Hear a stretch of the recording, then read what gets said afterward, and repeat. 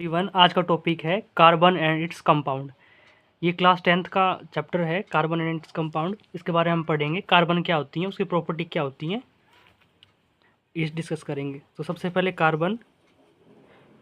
Carbon जिसका atomic number जो है, एटॉमिक नंबर वो होता है 6, यानी कि इलेक्ट्रॉनिक कॉन्फ़िगरेशन होगी 2 और 4, यानी कि आउटर मोस्ट सेल के अंदर 4 इलेक्ट्रॉन रहेंगे।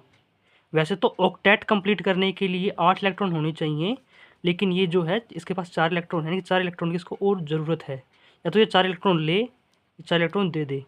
देना संभव नहीं है, ना ही लेना संभव है। तो ये क्या करता है, शेयरिंग की प्रॉपर्टी को होल्ड करता है, यानी कि शेयरिंग ऑफ इलेक्ट्रॉन्स करता है, शेयरिंग ऑफ इलेक्ट्रॉन्स।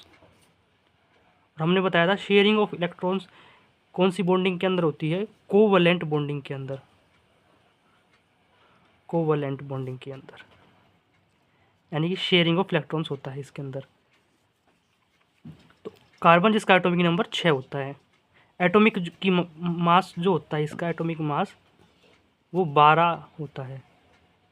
वैसे तो 12.011 AMU होता है, बट आप 12 याद रख सकते हो कार्बन का एटॉमिक मास। क्यों कार्बन के बारे में ही हमें पढ़ना है और एलिमेंट्स के बारे में क्यों नहीं पढ़ना है? वैसे तो पीरियोडिक टेबल के अंदर 118 एलिमेंट्स होते हैं, 118 एलिमेंट्स होते हैं वैसे तो, बट हमें कार्बन के बारे में पढ़ना है। क्यों? क्योंकि कार्बन सबसे अलग है, इसकी बिहेवियर सबसे अलग है। पहली प्रॉपर्टी तो इसकी क्या है, प्रॉपर्टी के अंदर दिखेंगे हम प्रॉपर्टीज़ ऑफ कार्बन।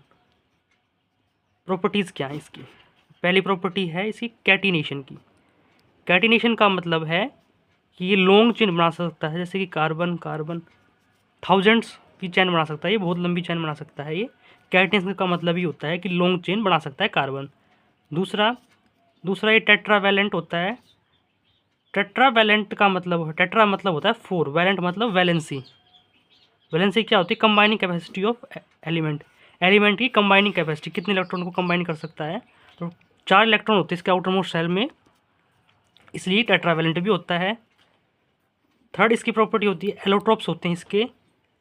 एलोट्रोप क्या होते हैं कि डिफरेंट फिजिकल फॉर्म, डिफरेंट क्या मिलेंगी इस एलोट्रोप के अंदर, physical form, different physical forms and different chemical forms.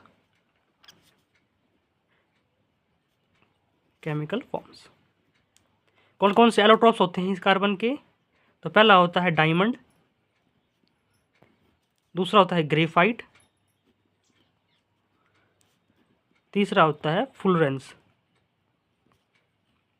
इसको बकमिंस्टर फुलरेंस भी बोलते हैं।